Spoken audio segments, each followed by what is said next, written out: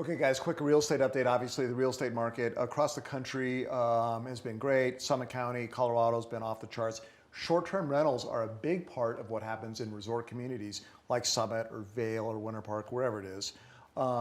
Short-term rentals, a lot going on. Kind of confusing if you follow the news. Who should be paying attention to what's happening right now, Elle? In Summit County, there's two separate initiatives going on. There's the town of Breckenridge changing an ordinance on short-term rentals, and then completely separate is unincorporated Summit County, and they're doing a temporary moratorium to get more information and to do some due diligence. Totally separate. Separate issues. And again, if you're a homeowner or a second homeowner, you need to know about this stuff, right? Very, very important. So don't act like this is something you can just kind of gloss over, not going to affect you. It really could affect you, particularly, tell me if I'm right, Elle, if you have a plan going for a financial plan, which involves renting your place, which happens all the time.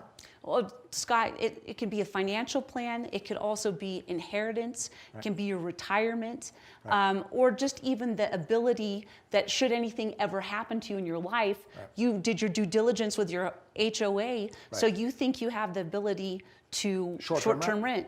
Newsflash, town of Breckenridge is saying no, nix, no more after this potentially. I know you wanted to compliment the town of Breckenridge too on some of the work they've been doing. I mean, it is crazy. There's kind of a team effort with all this stuff, right? Tell me a little bit about that. Well, I do compliment the town of Breckenridge has done so much.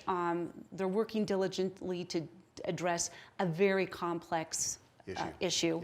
They've done so much to provide housing for locals. I think, Scott, something that's really important is we cannot confuse issues. Short-term housing and locals needing affordable housing. The short-term rental market is going to have virtually zero impact on that. And that's a big debate. I know a lot of people think they're kind of connected. You kind of argue that they're not necessarily connected. I wish they were. If we want to spend time and resources, for instance, I know that in Frisco, I believe there's funding approved, and there's a tract of land for 500 rental units. Only thing preventing it is town of Frisco Sanitation Department does not want any further growth or development. To me, a short-term rental, maybe you'd get 1 to 7 that could convert for a local housing. 1 to 7 versus 500 units. It's a big deal. It's a big challenge, guys. So stay up to speed on it. We've thrown some websites up on the screen. We encourage you to do your own research, read up on things, get up to speed, and call Elle if you have questions. Really, she's a great resource. I've known Elle for years. Neighbors over in Keystone. And it's very confusing, so do not be afraid. I also recommend this.